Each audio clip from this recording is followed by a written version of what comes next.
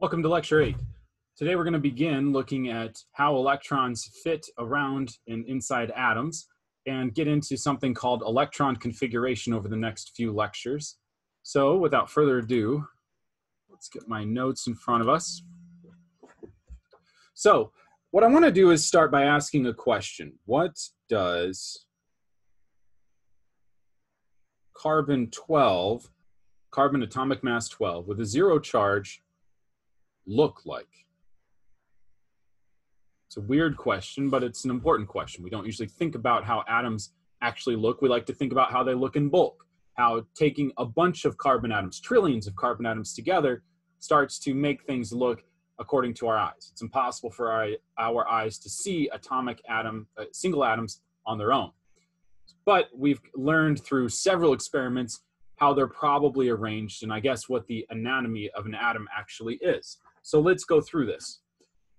So the question really is asking, when we ask what it looks like, is how are the constituents or the subatomic particles of the atom arranged?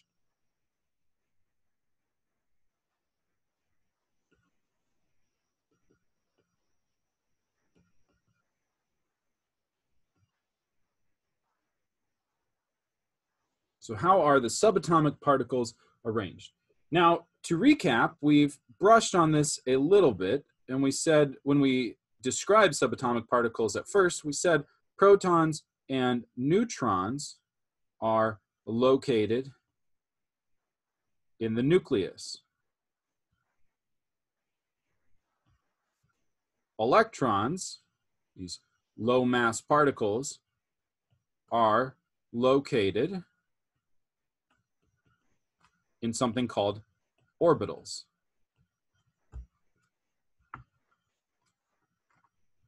It turns out that if we want to think about how these things fit together, orbitals surround, and that's where the name comes from, orbit. Orbitals surround, goodness, clean that up a little bit, and orbit the nucleus.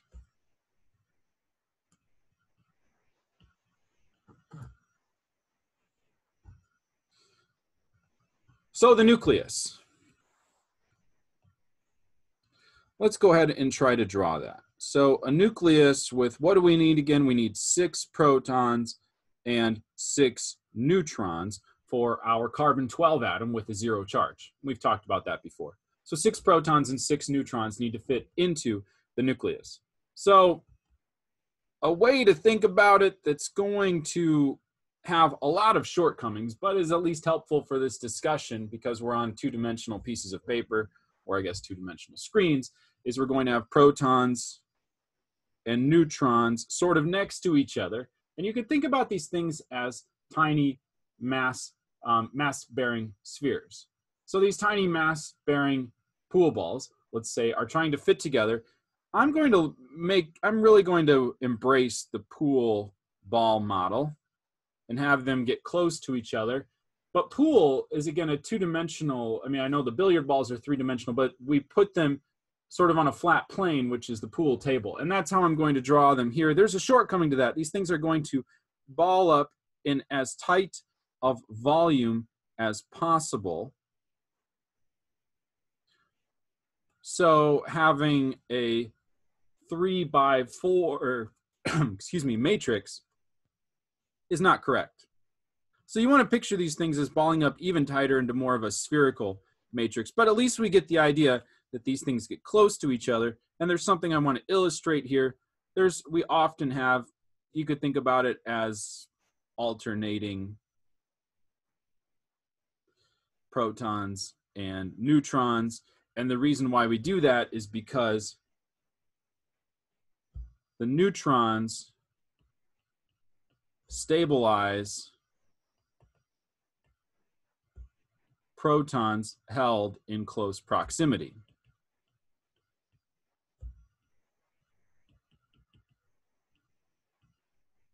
So whenever we want to put 2 neutrons close to each other, which is the case for the nucleus, we're trying to pack all of these protons as tightly as possible. They're all positive charged 1 subatomic particles. They're all sort of repelling each other. Neutrons help allow us to pack them in as tightly as possible. Even if you look at helium, just as an illustrative example of this, well, hydrogen has 1 proton. It typically has 0 neutrons. Helium, which I'll just show as its atomic symbol, is the next element on the periodic table. So it has 2 protons, because we're going to just traverse 1 proton, 2 protons, 3 is then lithium, and so on and so forth. But as soon as we introduce that second proton and put that second proton in the nucleus, now the typical mass for helium is to have an atomic mass of 2. So it's going to counter, whereas hydrogen typically has 0 neutrons, helium now typically has 2 neutrons to help us hold those 2 protons in close proximity with each other. Okay, anyway, back to the discussion. We have protons and neutrons packed as tightly as possible together. The neutrons help us to put this positively charged subatomic particles in close proximity with each other. And so this line, this circular line on the outside, is sort of the nucleus. And I say sort of because, again, we're in 3 dimensions. We want to pack these things into more of a spherical-like architecture. But hopefully you get the idea. We pack them in close. The nucleus is a very tight, and I like the word dense, part of the atom.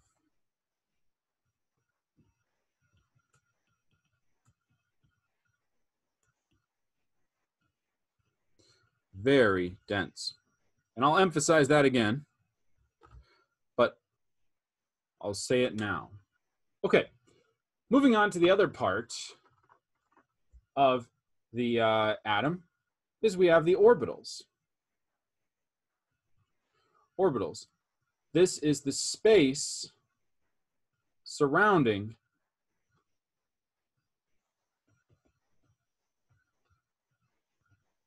the nucleus where electrons are located.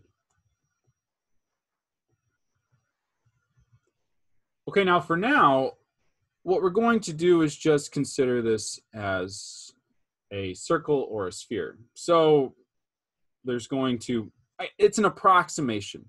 When you look at, I know some of you have seen the various shapes of orbitals, and we will too by the end of this lecture, and you're bothered by this, but the average conglomeration of many of the orbitals, it starts to look spherical as it expands from the nucleus.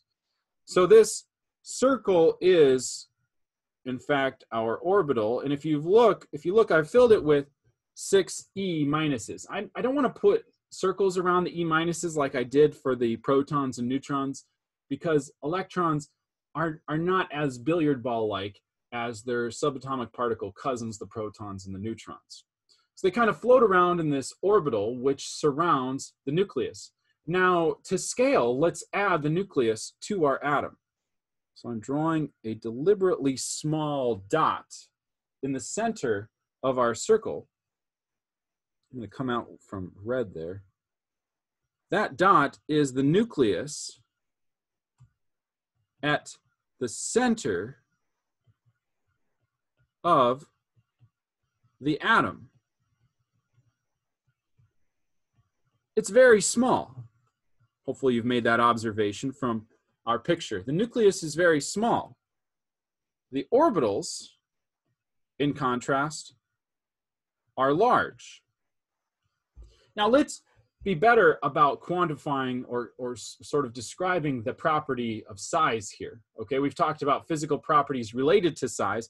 What we're talking about with our large and small words is we're talking about a large volume for the orbital and a small volume for the nucleus. Okay, so we're talking about volume, we're not talking about weight or mass. So it turns out that the orbital has a large volume,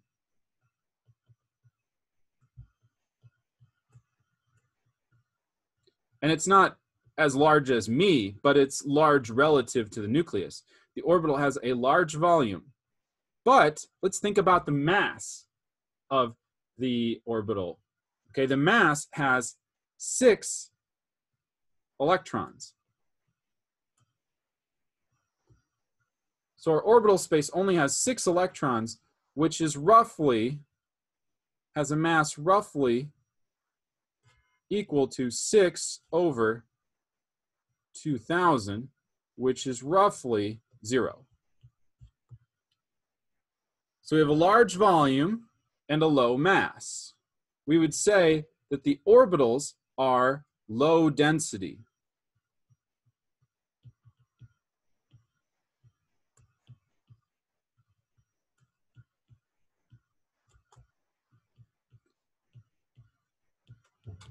The orbitals have a very low density.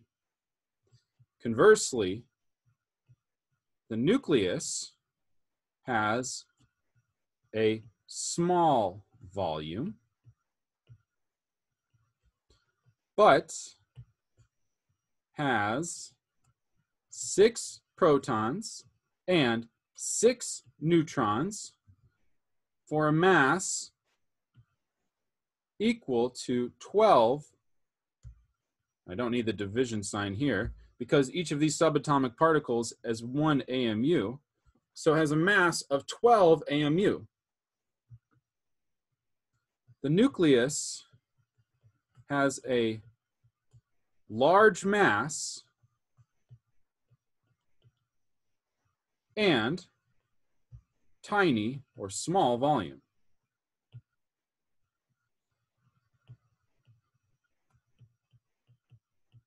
I've alluded to this twice now, but let's get back to the definition of density. So density is equal to mass over volume. We discussed that in the first lecture, mass over volume.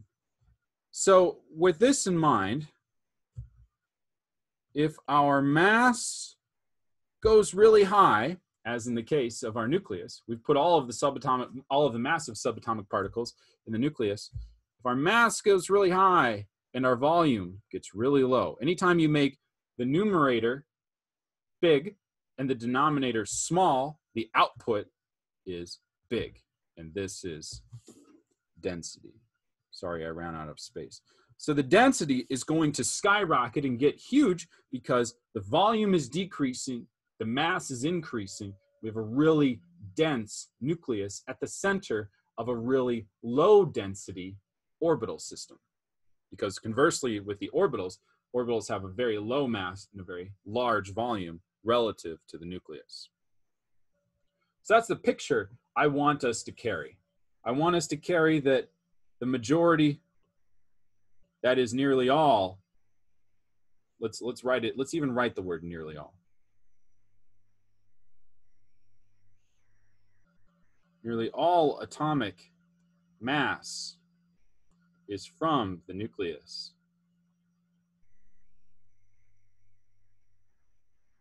And nearly all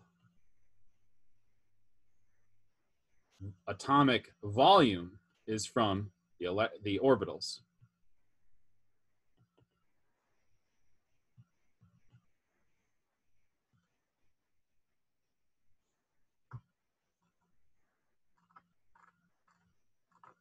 This should bother us somewhat. This is uncomfortable to kind of think about reality in this way, but really all volume that we experience, everything that occupies space is defined by orbitals, because the things that we're interacting with mass and volume are matter-bearing objects, things with a nucleus and orbitals. So the volume of any object that we experience is the volume felt by the orbitals interacting with the orbitals in whatever we're using to interact with them. Similarly, whenever we notice mass or something feels heavy, that's all coming from not the space that it occupies, but by the amount of subatomic particles in the nucleus of these various atoms. So again, that should make us feel uncomfortable. I feel like, though, even though the nucleus is really small, it's kind of intuitive. We're kind of packing these small subatomic particles together. You can think about it as averaging into a larger billiard ball or a larger sphere made up of these small subatomic particles.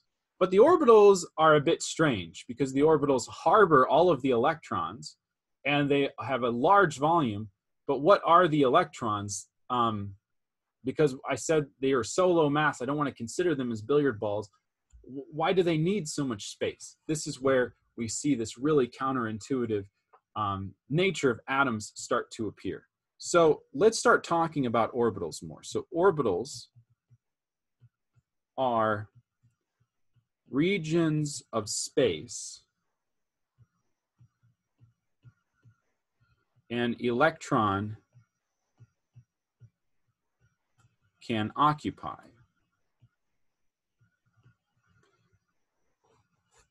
So regions of space that an electron can occupy.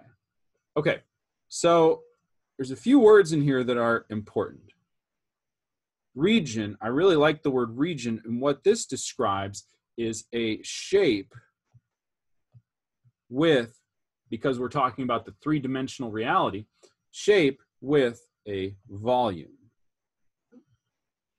Now, occupy is a strange word, and I write here that the electron can occupy the shape or volume defined by the orbital, but it sort of will occupy that entire space.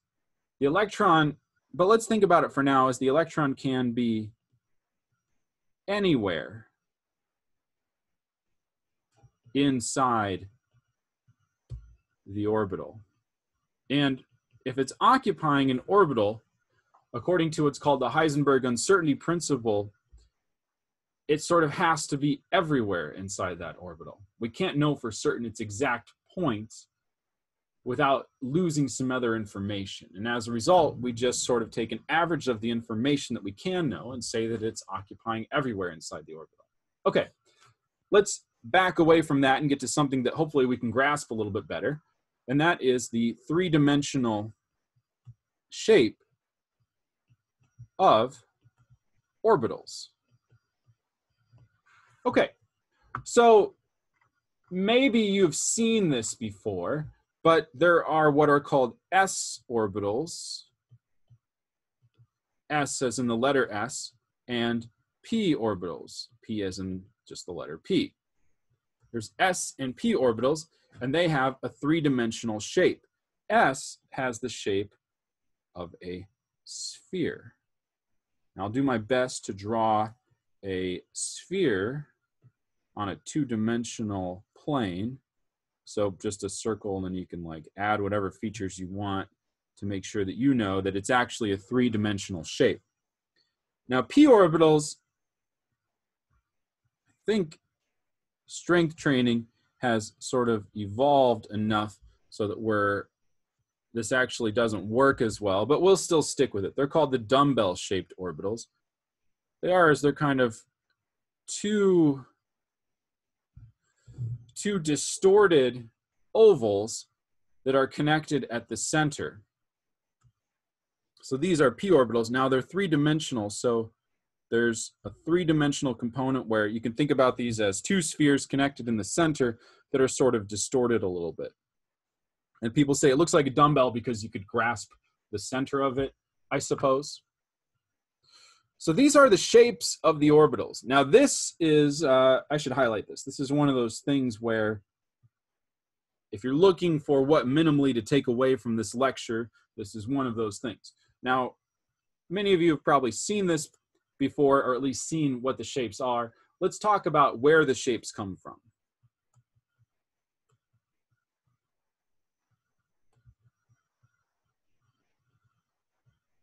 And the answer is mathematical equations called wave functions.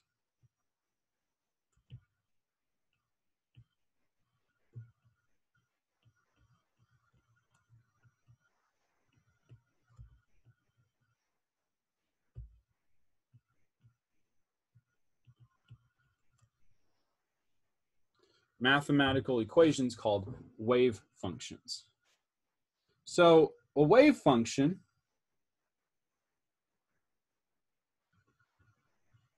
is denoted with the Greek letter psi. So this is psi. This is like our letter y for a linear equation or some sort of algebraic equation. Whenever we say psi equals something,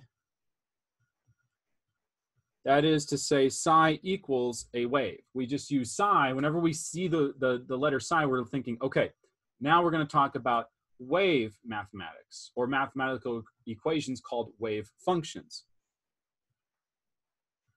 Where if you've taken enough calculus, you know, function is just kind of an equation that describes maybe that we can plot on a graph or study using calculus, derivatives, integrals, that sort of thing. And that's exactly what we're going to do here, but with much less hard mathematics. Okay, so the wave function for an s orbital can be actually plotted.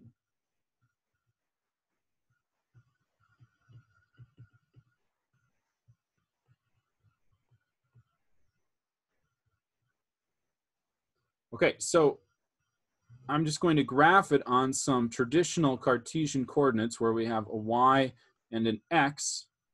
And then what it looks like is it just looks like a hump that starts at the origin, goes back, hits the x-intercept, and stops. Now, we can do the exact same thing. Similarly, we can do the exact same thing for a p orbital.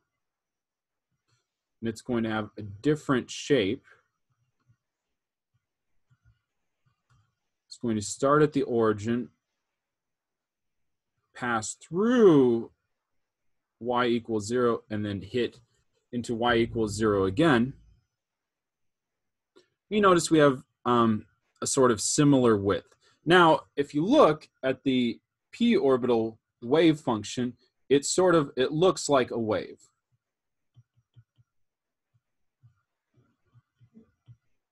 Now, the wave function for the s orbital is also forming a wave. We're just not making it through an entire period before we finish this wave function. So we use some complicated mathematics called wave function or wave mechanics to describe these graphs. And now what we do is we take these graphs and we actually square the function that gave rise to this graph to get a shape. So what I want to do is I want to take psi squared for the s orbital, and it will give, if I take psi, which defines the mathematics that gave us this shape, and I just square that mathematics, I'm going to get a shape. And that shape is going to look like a sphere. So a sphere forms. Now, one way you could think about it, I'll just mention this briefly, is you could think about that when you square it, you kind of take this curve and you just roll it over 360 degrees, sort of about the x-axis. I'm going to get rid of that. Just a way to think about it. The important thing is that we can take psi to set that equal to a wave function. The waves are going to look different between the s and the p orbitals. When we square that wave function, that's when we get our shape. The same thing is going to happen for our p orbital wave function to give rise to our dumbbell, quote, dumbbell-shaped orbital. Okay, so some properties start to exist when we make the shape of our orbitals. And these are some, and these properties are really important to understanding how atoms actually look. So here are some important properties. First, it's the number of electrons. How many electrons can a single orbital hold? Or how many electrons can exist or occupy a single orbital? Really important question, worth highlighting. Now, some of you are thinking back to some high school chemistry and you're like, oh, I know, sometimes it's 2, sometimes it's 6, sometimes it's 10, sometimes it's 18. It's always 2. Always 2. Okay, now I know some people want a refund on their tuition at this point, but hear me out.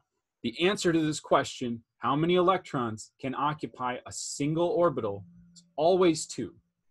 Now, to make some sense of all of this, given what we know about s and p orbitals, or what many of you have seen, if you haven't seen this, don't worry, we're going to go through it right now, is that some orbitals exist as multiple degenerate suborbitals.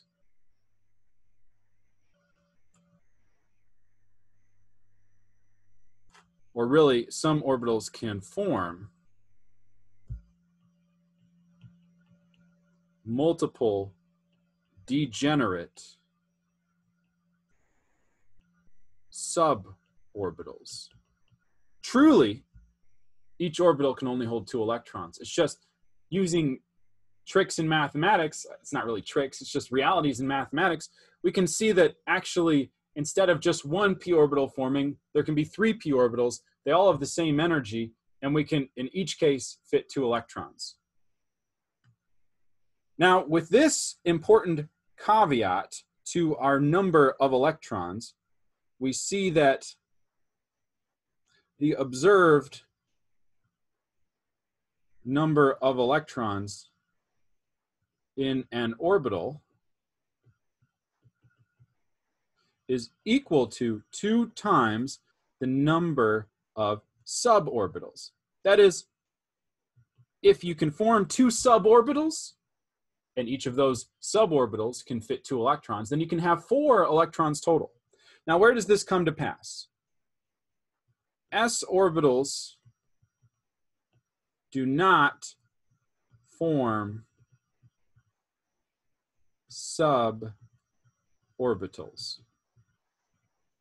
So s orbitals always, whether you want to be really strict in your definition, you say 2 electrons. Or if you want to say, okay, how many do we observe in this set of this type of orbital? It's always 2. S orbitals, always 2 electrons. P orbitals exist now as, or we can form, p orbitals can form 3 suborbitals.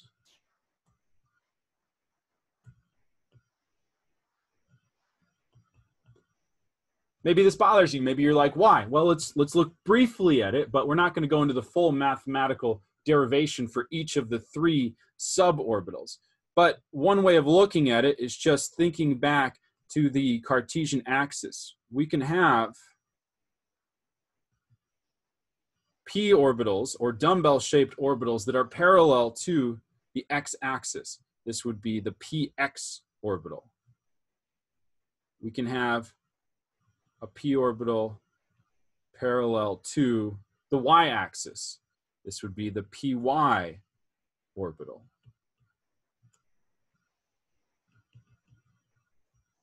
Or we can have a p orbital coming out at us by way of the z or z axis. This is going to be the pz or the pz. I ran out of a little space in my y orbital. I just want to clean up that label. So if I'm honest with you, there is no p orbital. There is a px orbital, a py orbital, and a pz orbital. There's no just p orbital. There's always 3 that you can form. If you try to do the same thing for s, it actually exists in the center of our plot. You can't move it to the x, y, or z axis. It's just a sphere. So thinking about it graphically, you can see why the math can't find a way to put it on a different axis, and there's only 1 orbital. So each of the px, py, and pz can hold 2. So s can't form suborbitals. I'll leave this here. It's not super important that we fully digest that. But all 3 of the p orbitals can hold 2 electrons each. So we can put 2 in the px, 2 in the py, and then 2 in the pz. Or we can say that we observe 6 electrons total in p orbitals. Now, why is that? Why can't we really tell the difference when we're observing these things, whether an electron is in the px, the py, or the pz? Well, the reason why is because the p orbitals are degenerate, and I've used that term a few times in this lecture. Degenerate means the same energy. We'll get to energetics and energies in chemistry a little bit later, but basically when things are going to interact with each other in chemistry, they try to go to the thing that has the lowest energy or the lowest energetic barrier to entry. So if an electron has a choice between a px, a py, and a pz, and it's going to pick one that has the lowest energy. And we'll look at that more in electron configuration later. But because these three orbitals are degenerate or of the same energy, then the electron's going to not really be able to tell the difference. We can't tell the difference. It's just going to pick one at random. Degenerate, the same energy. That's why we appear to observe 6 electrons at the p energy level. Okay, so what about the other types of orbitals?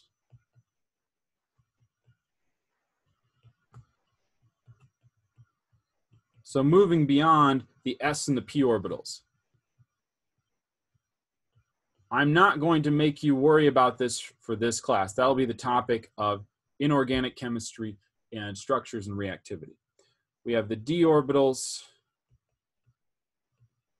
and these have 5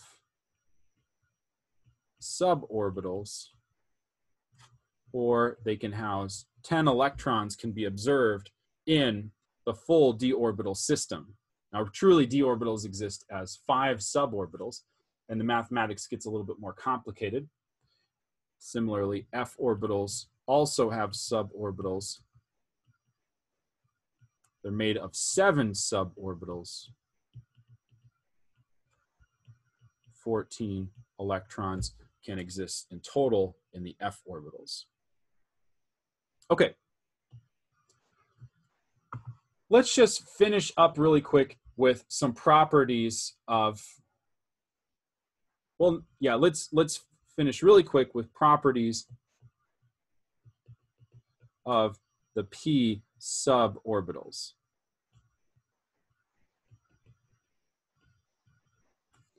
Number 1, they're degenerate.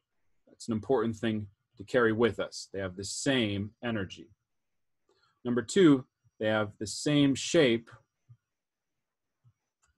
but with different orientations.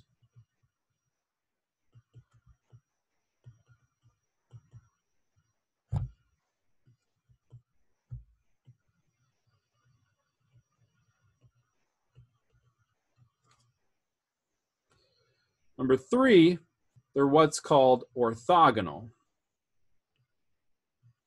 Our math types in the class will recognize that word.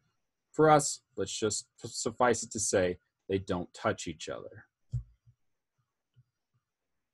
Number 4, the most important thing is that each can hold 2 electrons.